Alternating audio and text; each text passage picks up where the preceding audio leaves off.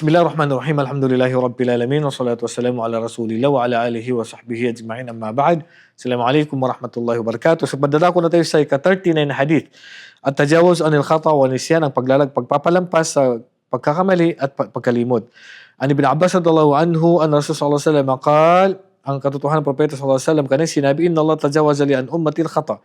Tunay na pinalagpas na pinatawad na sa aking umma ang kanilang mga nagawang kasalanan dahil sa pagkakamali. Wan nisyan, at dahil sa nakalimutan nila, wa ma stukrihu alai, at sa mga bagay na ipinilit sa kanila. So yung mga bagay na nakalimutan natin, hindi natin sinadya, ipinilit sa atin, ay hindi kukwintahin ito sa atin ng Allah subhanahu wa ta'ala. Sa hadith sa pang 40, sabi sa Ibn Umar radhiyallahu anhu, qala, akhad Rasulullah sallallahu alaihi wasallam bimangkibay. Kinuha ng propeta sallallahu alaihi wasallam ang aking balikat. Faqala, kun fid dunya ka'annaka garib aw abiris sabil. Ya Ibn Umar, gawin mo ang sarili mo dito sa mundo na stranger ka lang. Hindi ka taga dito. Aw abiris sabil, o kaya dadaan ka lang. Wa kana Ibn Umar radhiyallahu anhu yaqul, sabi ni Ibn Umar kanang sinabi, idha amsayta fala tantadhir sabah. Kapag naabutan mo na yung hapon, huwag mo na hintayin naabutan ka pa ng umaga. Wa idha asbahta fala tantadhir masa. At kapag inabutan ka ng umaga, huwag mo na hintayin naabutin ka pa ng hapon. Wa khudh min sihatika li maradik. Hanggat ikaw ay nasa mabuting kalusugan, i-grab mo na yan hanggat hindi pa dumarating ang sakit mo. Wa min hayatika li mautik, at habang buhay ka bago dumating ang kamatayan, i-grab mo yung oportunidad na gumawa ng kabutihan. Pang 41 hadith, ittiba'u an-nabi sallallahu alaihi wasallam, la yu'minu ahadukum hatta yakuna hawahu tab'an lima ji'tu bihi. At hindi magiging ganap, sabi ng propeta sallallahu alaihi wasallam, ito sa ika-41 na hadith, sabi ng propeta sallallahu alaihi wasallam, hindi magiging ganap ang pananampalataya ng isa sa inyo hanggat hindi susunod sa akin kung ano ang kanyang gusto. So ibig sabihin, ano man ang gusto natin, hindi masusunod yun. Kailangan lahat ng kagusto natin ay sasang-ayon sa kagustuhan ng propeta sallallahu alaihi wasallam, hindi tayo makakalabag sa kanya. So yan yung ika-41 na hadith. Ika-42 na hadith, an Anas radhiyallahu anhu qala.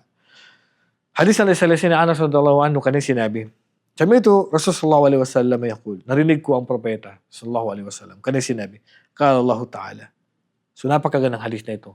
Sa hadith al-Qudsi, sabi ng Allah subhanahu wa ta'ala, ya bna Adam, o ang kani Adan, innaka law da'awtani, tunay na kung ikaw ay nanalangin sa akin, wa rajawtani, at humiling sa akin, ghufartu laka ala ma kana mink, wala ubali.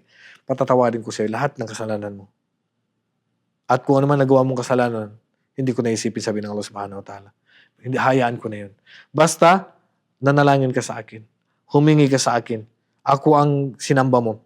Lahat yan ay patatawarin ko. Ano mang kasalanan na gawa mo, basta hindi ka lang gumawa ng shirk.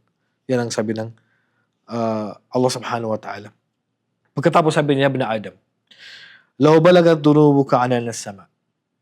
Kapag ang kani Adan, kung aabot ang kasalanan mo sa pagitan ng langit at lupa, umabot na doon sa taas yung kasalanan mo, sumasta kaparta ni. Pagkatapos humingi ka sa akin ng kapatawaran, ghafartu lak, bibigyan kita ng kapatawaran, sabi ng Allah subhanahu wa ta'ala. So ganyan, subhanallah, ganyan tayo kamahal ng Allah subhanahu wa ta'ala. Kahit gano'ng kalaki ang kasalanan na nagawa natin, basta hindi tayo sumamba maliban sa Kanya, hindi tayo gumawa ng shirk, hindi tayo gumawa ng kasalanan na papapalabas tayo sa istimulado billah, bibigyan tayo ng Allah subhanahu wa ta'ala ng kapatawaran kahit gano'ng pakalaki ang kasalanan natin. Yun ang nabagit natin sa hadith. Pangatlo, sabi ng propeta sallallahu alaihi wasallam, ya bna Adam, o ang kani Adan, innaka law ataytani bi qurabil ardi khataya. Subhanallah, so mas matindi ito.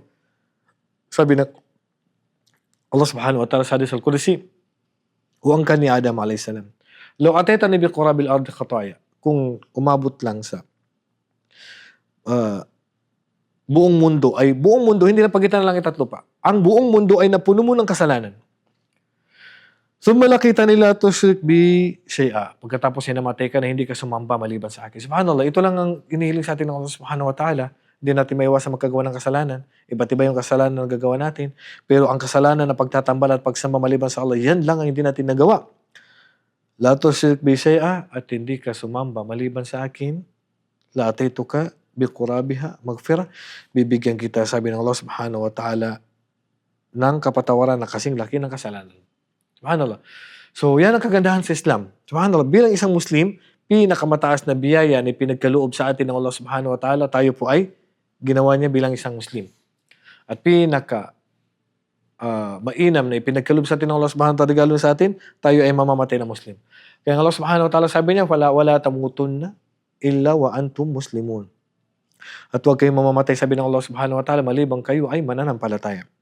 So, lahat ng mga nag-Muslim, tunay na sila ay nagtagumpay. Tunay na sila ay pinagpala at mapalad dahil ang susi ng paraiso ay ang pagiging Muslim. Ang susi ng paraiso ay ang Islam. Ang susi ng paraiso ay ang pagsamba lamang sa kaisahan ng Allah subhanahu wa ta'ala.